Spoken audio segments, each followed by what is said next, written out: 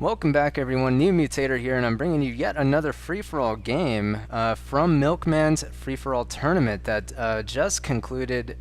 Yeah, it's still November, so earlier this month.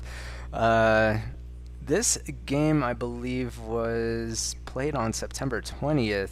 It is a 4-start light trade. And this is a third-party map. I have trouble with pronouncing the name, but I'll put it in the description. It is a creation map, so it's a third-party. It's not designed, it didn't ship with the game, in other words. The game, of course, being Myth 2 Soul Blighter. And so we have our 4 teams here. We're actually currently looking at Milkman teamed up with Sam the Butcher. I think that everybody randomed on their teams here. We also have Kremisi with Falcon. Falcon is the player who alerted me to this game, so thanks to him, I'm casting it here for your enjoyment. We also have a couple other teams here on the east side. It's Father Xmas with KotH up here in the north. In the south, it is Maximus Furor with Ziz, which is, kind of an iconic, I don't know, Australian bodybuilder from the recent past. I guess he passed it. Anyway, it doesn't really matter. Doesn't that's not really integral to the game here, but just a little tidbit. Okay, so it is King of the Hill. So the object in this game is to tag and hold the flag for as long as possible. Contested. And one sec. I think that microphone was positioned a little bit further out from my mouth than I was than I had thought. So we have goals here, basically, to tag the flag as soon as possible, and then we have backing them up. The warrior forces, which are going to be the next fastest units arriving. Behind them, there's going to be journeymen, there's going to be archers, there's going to be dwarves and thrall, and they're going to kind of, since they're range units, they kind of meet before reaching the flag. So you have one person on each team. Ostensibly, they're going to be using these melee units to keep this flag contested and rack up time, as you can see for every second that you're on the flag. You also you have that time accrued, and the team with the most time accrued by the end of the game is going to be the winning team. So Sam the Butcher actually taking out one of these archers here from looks like Maximus, and it appears that that's something. It's almost like a semi-rush in progress. But this is where some of the action is. So you have one player focusing on this little square here, and the other player, I'm assuming, is going to be dealing with the archers and the thrall backed up with artillery. And so both teams are going to be fighting one another here. 2 teams kind of fighting in the south, and 2 teams fighting in the north. I heard some pus go down. I didn't see where it happened. Maybe it's on the flag. Let's take a look here. There's some pus going down on Ziz by, looks like that was Milkman doing that. And this is, it's hard for me to cast games like this because there's so much action going on in so many different places. I guess I could do like a automatic camera, but that's not nearly as fun. Okay, so that archer gets taken out by pus, and then the other one gets taken out by Father Xmas, actually doing a fairly good job on Falcon here. Falcon is going to be engaging with his archers, and he's going to be moving in with those thrall to kind of push, but there's thrall behind Father Xmas going to be mobilized as well. Here we have Kremisi, it looks like, being taken out there by KotH's dwarf as well as Milkman's warriors. So losing a lot of those thrall, but still this cadre of warriors able to survive, so they're probably going to be instrumental. A huge bottle goes down on Milkman's warriors. I think that took out maybe 2/3 of that pack there. He's going to try to rack up another kill here on this thrall, but he needs to be careful. Oh, and one of them gets taken out by, who is that? That's Maximus. Trying to do some damage to that goal, unable to kill it, but those archers are going to be able to focus it down a little bit. Friendly fire on that thrall, taking it out actually. And these archers aren't going to be moving in from Falcon. A lot of them get taken out by fire arrows. They need to be careful.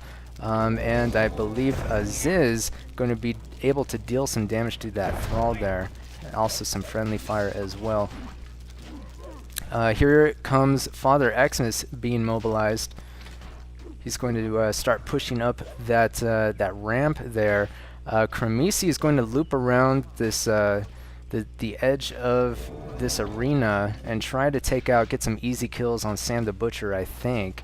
But you know, they are able to keep this flag for the moment, keep the advantage with that thrall.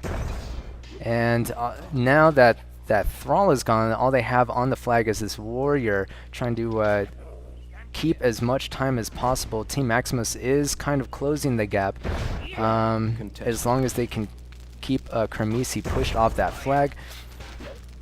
KotH is going to be kind of running in here, but Ziz is going to be utilizing that dwarf pretty well here, trying to deal some damage. Journeyman not killed very easily by pretty much anything. They're pretty tough due to those heavy coats that they wear. Huge bottle going down on these warriors. KotH taking a lot of damage, and almost all of them getting taken out there.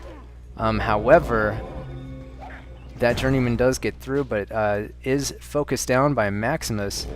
Sam the Butcher's thrall trying to find an opening, but they're going to be taking a lot of damage as well. Kramisi, meanwhile, able to keep that flag for now, but yep, he's still getting time because of this warrior here. There, he sends another warrior in. Oh, huge. I think that was Thrall that just got taken out, a huge pack of it. Look how many kills on this dwarf here. Ziz doing a fantastic job with that dwarf.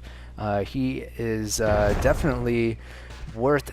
He has made himself worth the unit trading points for sure, but looks like Milkman going to try to snipe him. He almost had him, but he is going to run away from these goals. I'm not sure why he decided to do that. Look at these Thrall. They're almost all dead.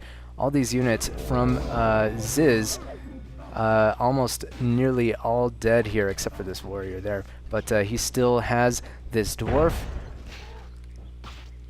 And Falcon going to try to snipe it. He has the last remaining archer, and it is down to the wire. There's a 1 second, less than a 1 second difference at this point.